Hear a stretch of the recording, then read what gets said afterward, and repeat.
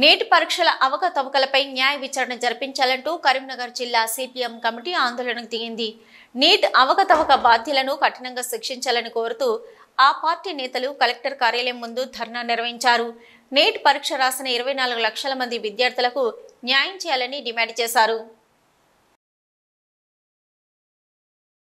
ఆయా రాష్ట్రాలే NEET exam నిర్వహించుకునే అవకాశం కల్పించాలని 24 లక్షల మంది విద్యార్థులకు న్యాయం చేయాలని చెప్పేసి ఈరోజు భారత కమ్యూనిస్ట్ పార్టీ మార్క్సిస్టు సిపిఎం పార్టీగా కరీంనగర్ జిల్లా కమిటీ పక్షాన జిల్లా కలెక్టరేట్ ముందు ధర్నా నిర్వహించడం జరిగింది.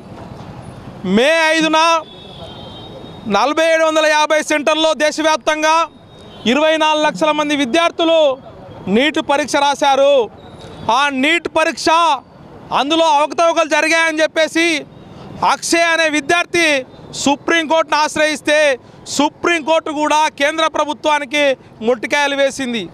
0.001 నిర్లక్ష్యం వహించిన, అశ్రద్ధ వహించిన సీరియస్గా తీసుకోవాలని చెప్పేసి, వైద్యుడే మోసం చేస్తే సమాజానికే హానికరం అని చెప్పేసి నర్మగభ్య వ్యాఖ్యలు చేసినప్పటికీ కేంద్రంలో ఉన్నటువంటి బీజేపీ ప్రభుత్వానికి చీమ కుట్టినట్టు కూడా లేదు.